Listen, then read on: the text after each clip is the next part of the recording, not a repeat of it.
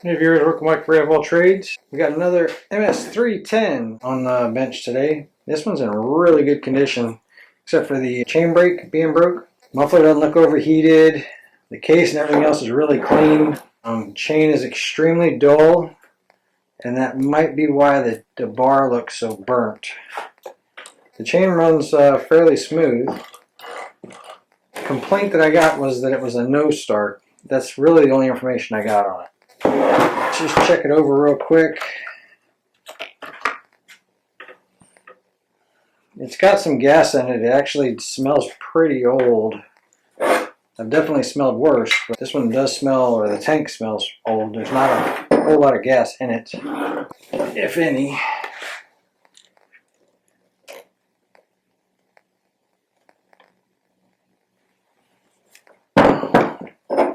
Yeah, what came out of there was garbage.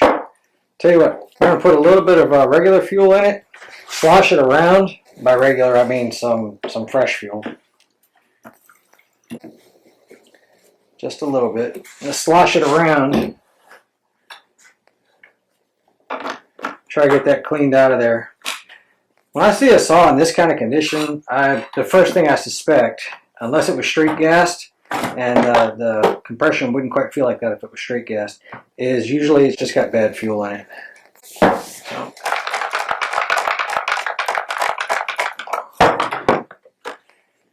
Let's get that out of there.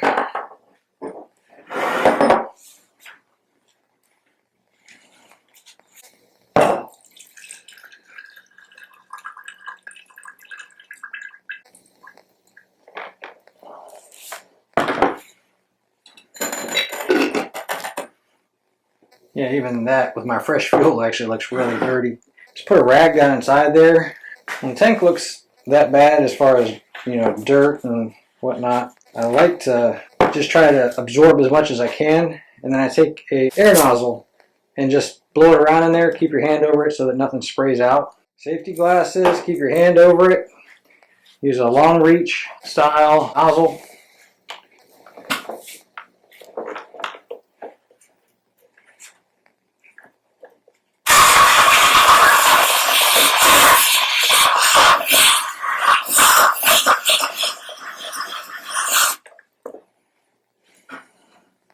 And we just need to grab a pair of pliers and get it out of there.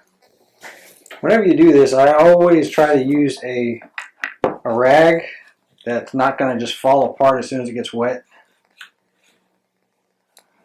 See, it came out pretty wet, so it pulled out a whole lot of the old stuff. Let's give it a fresh drink. I really doubt that that's the only problem, because all of that fuel, as they tried to start it, would have been getting pulled up into the carburetor.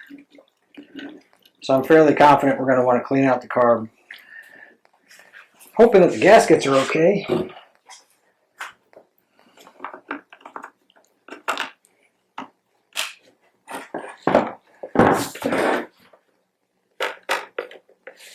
Just give it a quick pull.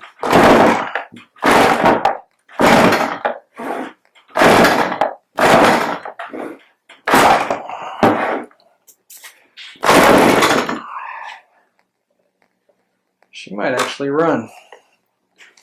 Let me open up the garage door.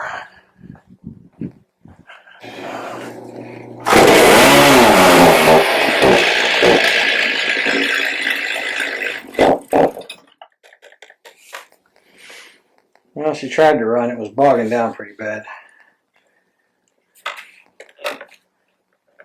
Let's go to the middle position again.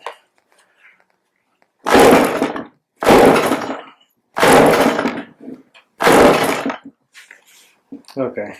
Yeah, I just want to clean out that carburetor. Knowing that it had bad gas in it at one time, you might be able to run it out of it. You know, keep starting it and trying to let it idle, and try to start it, let it idle. You might be able to run the old bad gas out of the carburetor, but I'd rather just try to get in there and get it cleaned out if I can.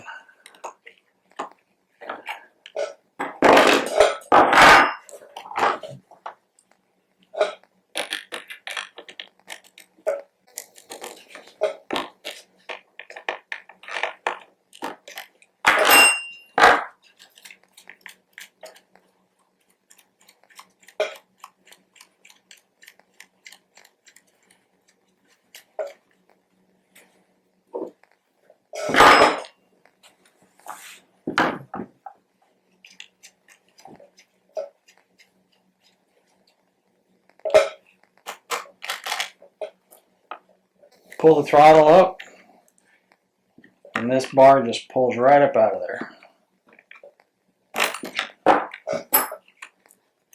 And you can rotate it, pop it out. Pulling it loose from, let me try to show you. There's a fuel line that's right there that will try to come out with that barb. So the carburetor mashes it in there and keeps it in place.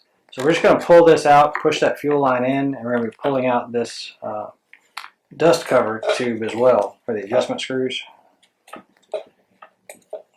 Pull it out some.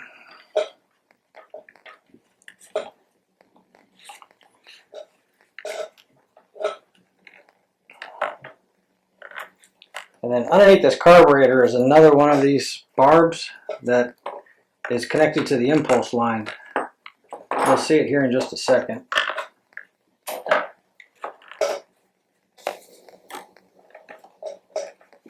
Push that fuel line off. There we go. Still came out with it.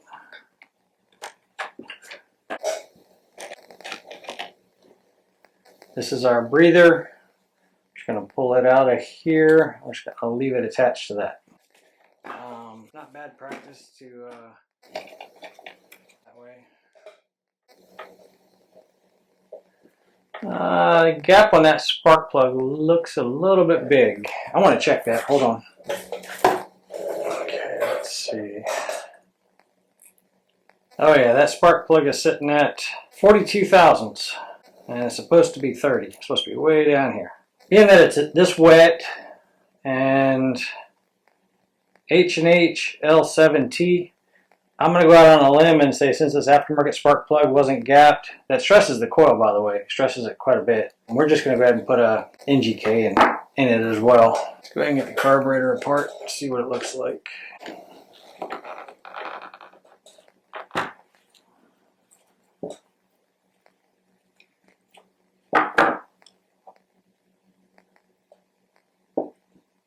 Yep, just like I thought. See all that dirt that's inside there? All that dirt, debris. Very likely there's some on this screen that I can't see just yet. Yeah, there's some dirt, but that screen is so fine, even the dirt that you see most likely wouldn't make it through, but the dirt that clogs it up is really small.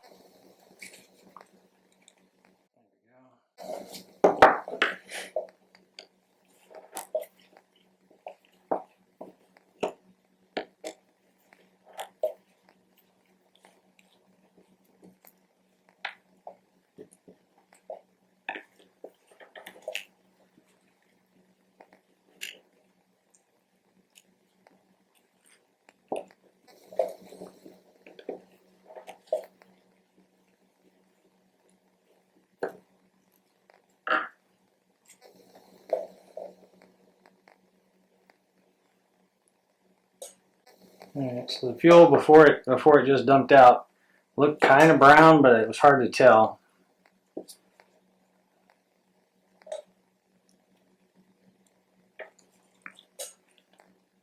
The metering diaphragm doesn't feel too bad though. It's moving. It's not pulling off of this plate too. There we go. Plate too easily. I've had to use a razor blade before to try to get it really, really close. Yeah, that metering valve feels good.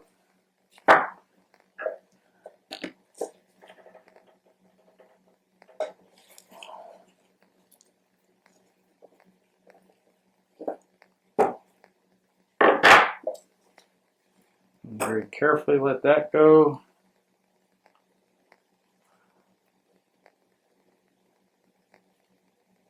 Alright, I don't have a kit for this, so what we're going to do, instead of trying to pull all the Welch plugs and everything, I'm just going to stick this in the ultrasonic cleaner. We'll clean it out, quickly put it back together, see if that resolves the issue. If it doesn't, because it's not all gelled up and everything else inside there, it's just dirt.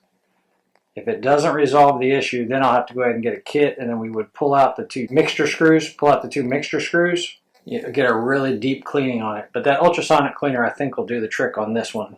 It doesn't look too bad. Let's give this thing a bath and see what it looks like. Tell you what, while we're waiting on that, let's go ahead and get this chain sharpened. I'm going to leave it off until I figure out if this thing's oiling properly. I think the bar got hot because it was just a dull chain.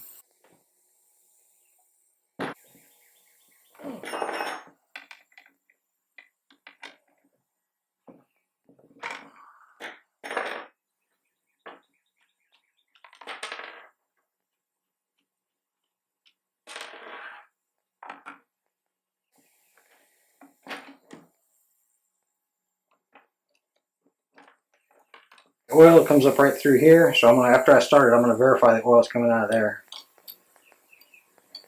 Sprocket doesn't look terrible. No funny noises. Let's just throw this thing on the sharpener.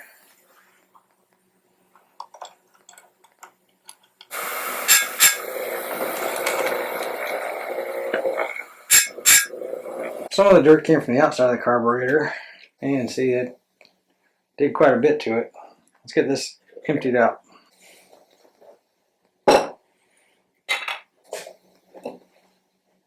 Okay.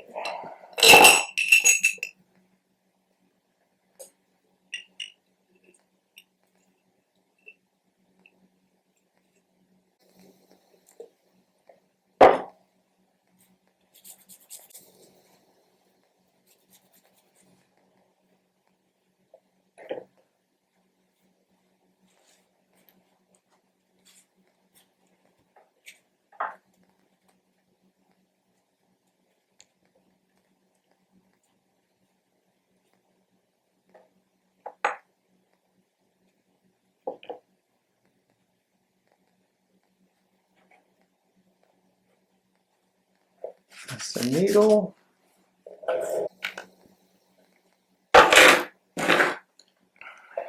Maybe both of us can see a little bit better.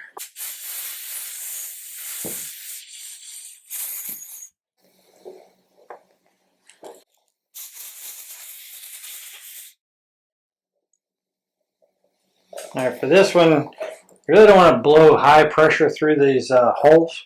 You just kind of want to blow air across them, trying to get the whatever water's in there out.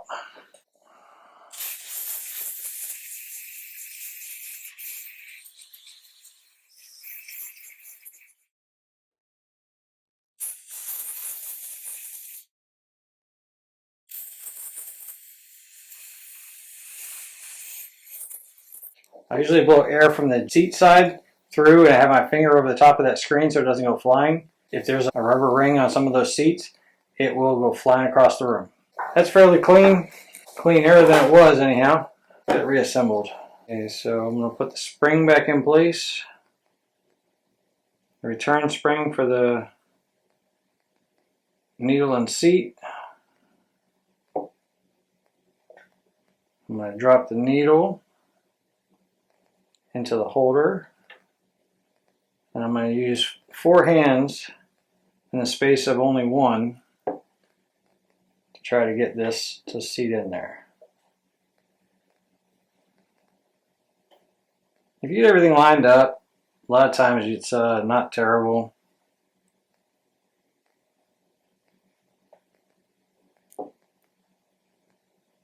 I usually try to just set the spring in there and try to balance the carburetor so it stays upright, and then try to set it down in one piece.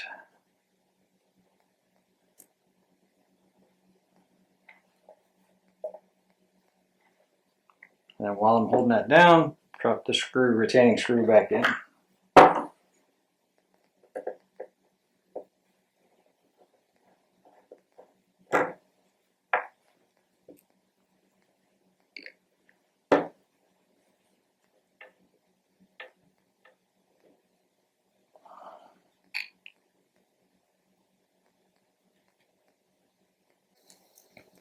Functions like it's supposed to. Looks set really close to correct. I'll grab a gauge real fast.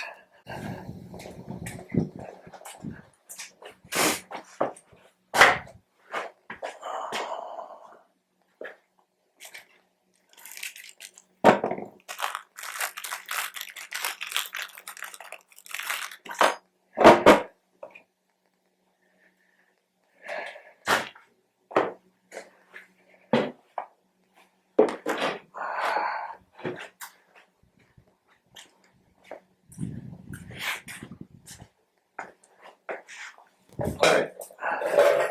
So on this carburetor, this is an HD, it's either an A, B, or C, and I can't tell. But regardless, it's a HD. So anyway, HD is perfectly flat across. And that's exactly what I have. Perfectly flat across. So putting this back, the gasket would go first, and then the diaphragm would go on top of that. Mine just happened to be stuck together.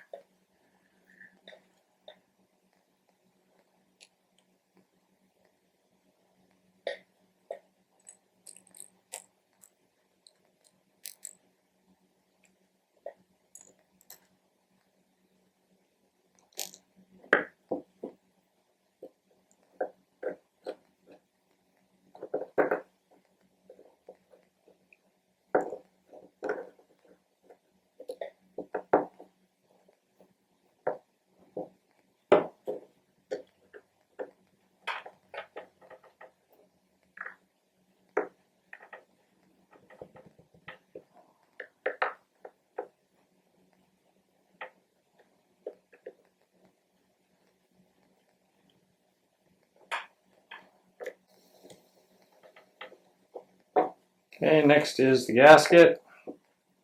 Gasket's only going to go one way. Each one of these covers a valve, right, which would be a hole. So each one of these is a reed valve that covers a hole. So if it's on there properly,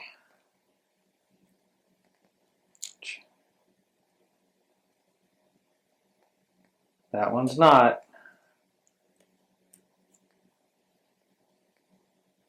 You should have all of your holes lining up. These two reed valves should be covering a hole. Your fuel pump area should be completely covered, and the rest of it should line up.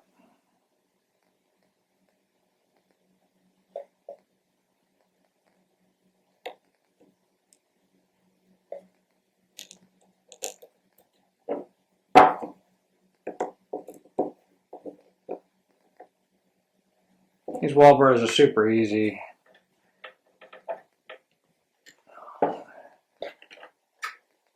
That's pretty much it to rebuilding the carburetor on this thing. So this line right here is your fuel line directly from the tank, has a filter on it inside the tank. This line right here is your impulse line, which connects over to the base of your cylinder. Every time the cylinder moves up and down, this does a pressure and a vacuum, and that's what drives this metering valve on the inside. So anyway, this is driving that metering valve. This is your fuel inlet.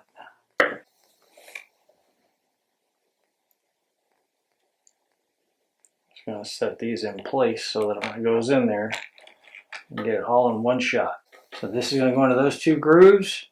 That line is going to go to the impulse line. This line here is going to go to the fuel line. And when you push it in, they should all seat.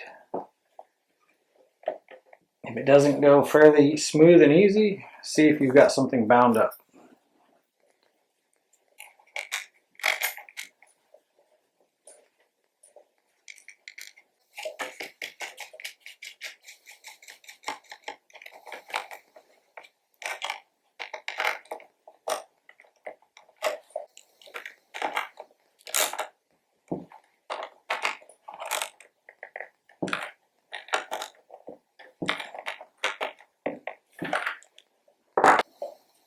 The throttle rod rotates up and over the hook that's on the front of the carburetor on that throttle plate. So just rotate it in just like that. And you should be able to tell because it should be spring loaded, and you should see that throttle plate moving when you do that. Pull the trigger for the throttle. It'll expose that part to snap into. And if you can see, which I'm having a hard time doing, you should be able to find it and just snap it right in. It didn't snap. This one's fairly new still. There we go. And it should work just like that. Once you verified everything's in there, go ahead and check for your choke function. All the way down is choke. One click up is fast idle because the trigger is depressed. And then when I pull the trigger, you'll see that this bar is actually going to be further back. So right now the throttle is held kind of open, that's fast idle. So if I pull the trigger,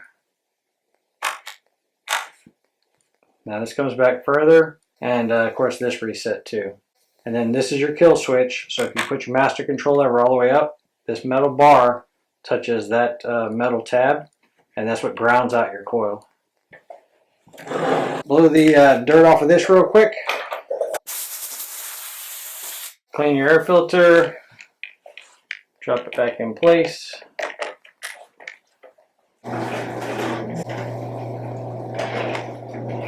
Alright, this is what I wanted to show you guys about the spark plugs. I think you can see the gap difference. So this is a brand new NGK, and this was the one I pulled out of it. I don't know if y'all can see the gap difference. I'm trying. You can see the gap difference on it. And then of course if you use a gauge, the NGK measures right at 30. The one that was in it measures right at 42. So that would have also kept it from running like it was supposed to. Probably hurt the coil as well, because the coil has to try a lot harder to make a spark.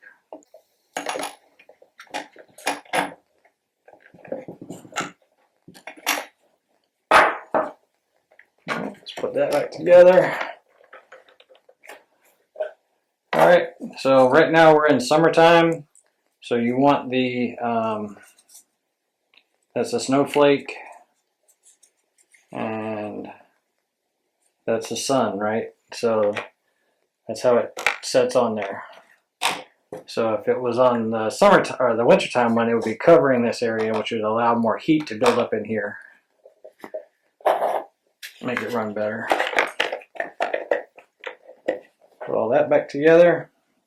I anticipate that it's gonna probably fire up as soon as it draws fuel. But what I'm looking for after I start it, I want to make sure that I've got oil coming out of here. We won't do any carb adjustments until I put the chain back on and it gets a load on it. So let's bring it outside and fire it up. Full choke. Probably take about 5 or 6 pulls.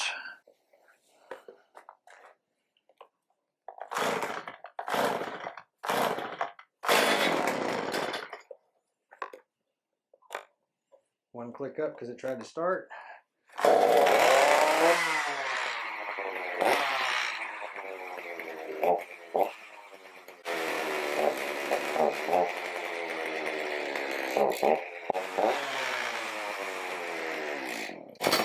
Yep, it's oiling. Started up pretty quick. Does need a carb adjustment. Alright, one of the things I've preached over and over and over, and I'm not going to fail to miss the opportunity again this time. That oil that comes out of there goes into this little bitty hole right here. Okay, that hole connects through to this groove where the drivers go. Okay, so that hole's all the way through to there. If you notice, like that one's clear. If you notice, if I flip the bar over, that one's clogged. That's normal. Okay, sawdust collects inside these things. Anytime you go to flip a bar, make sure that you clean this out, paper clip or something, and get that little groove cleaned out. So I'm going to put it back on the same way it was on there because it's already clear.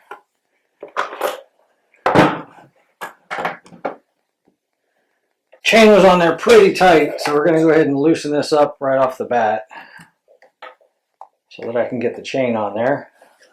By the way, all that's doing is it's moving this bar here in, which effectively pulls the chainsaw back in.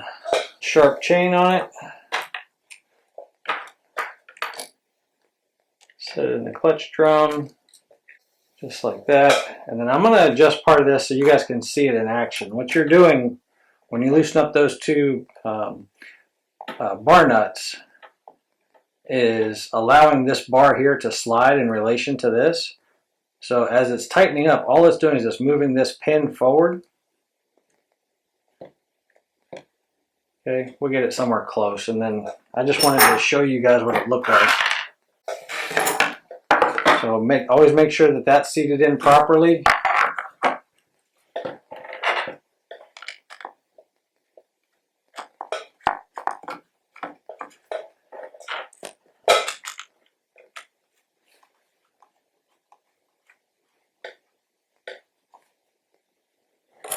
Just get it finger tight.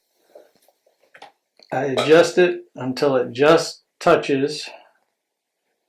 Then I rotate the bar forward to put upwards pressure on the bar. All right, so I'm rotating the saw forward, puts upwards pressure on the bar, and if you notice, the chain just got slack again as I'm putting forward pressure on it. If I had it down, the chain's somewhat tight. But if I'm holding downwards pressure, like just like when you're cutting firewood, see how you got more slack? So I rotate it forward. And find the adjuster again. I just pull it, tighten it until it just touches. And then when I lift, I should expose about 6 or 7 drivers down here, right? And that's how I adjust my chains.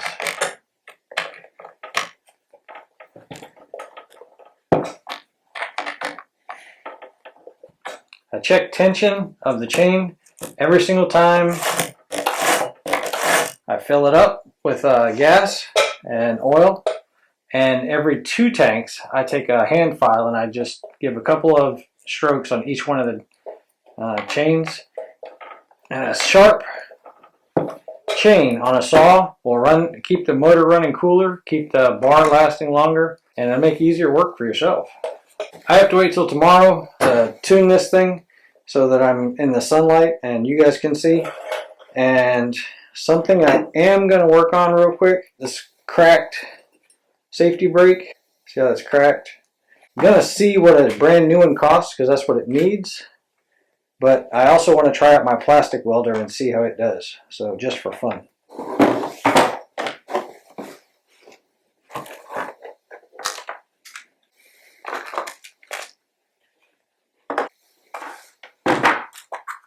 I'm going to use a couple different styles here. So the first one is that one's made for the larger crack.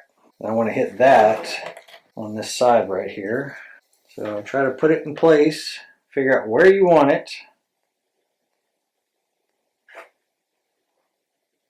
Right, once you got it flat and you've got where you want it, squeeze the trigger, start melting, and as soon as it's below the surface, let go of the trigger and give it a little bit of a twist. And just hold it there until it's cool.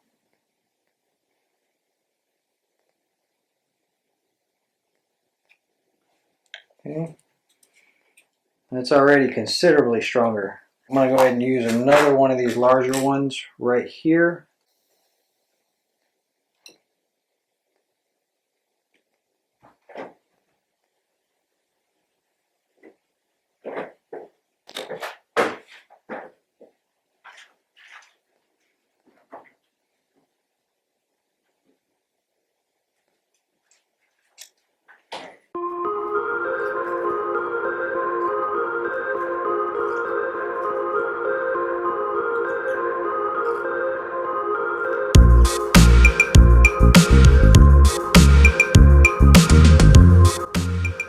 These things are pretty cheap, so that's why they're definitely worth trying. Simply take a Dremel tool and I cut these as flat as I can get it, and then I'm going to take the burring tool and I'm going to clean up the plastic.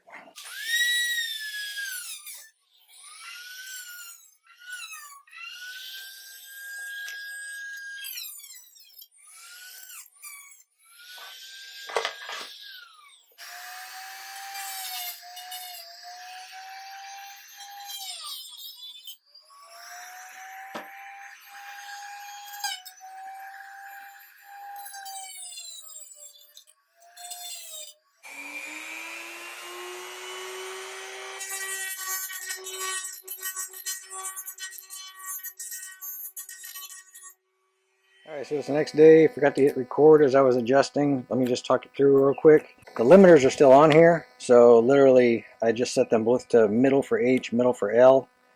Started it up and increased my LA, which is your idle control. Increased it up until the saw could stumble on its own. Then I adjusted L and for maximum RPM on the chain. And then at wide open throttle, I adjusted the H screw for the maximum RPM with a little bit of burble inside it. And a tachometer is supposed to be what you're supposed to set it with, but if you listen for a little bit of a burble, you can kind of tell it's four-stroking, and that indicates it's running rich enough. Did that, and then I reduced the LA screw until the chain was just barely trying to touch forward. That brought us to this point. I can see that it's oiling really well. Show you guys how it runs real fast, and then we'll go cut a little bit of wood.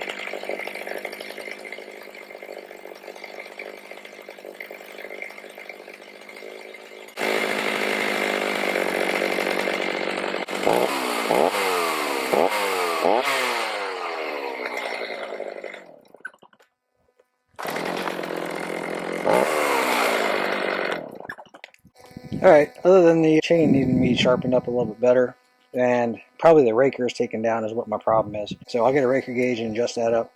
She'll cut a lot better, but she's running like she's supposed to, and that cedar wood is extremely hard. So yeah, that raker is way too high. Look and see where it's at right now. Here's a 0.025 gauge.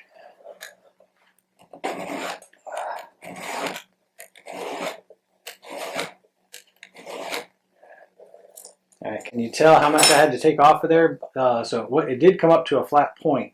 Look how much I had to take off of there. That's a considerable amount.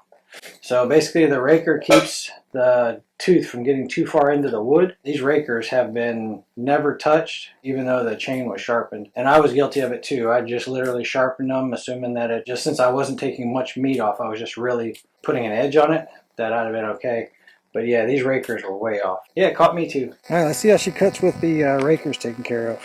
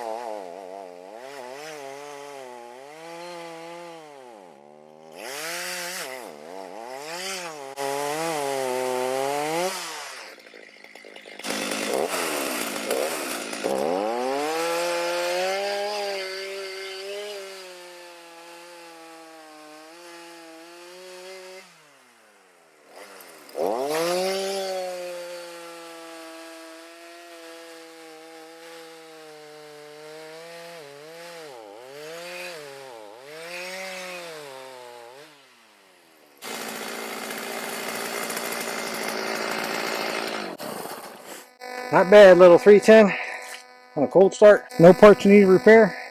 Back in business. Time to get some cutting done. Hope you guys got something out of the video. Really appreciate you hanging out. Catch you on the next one.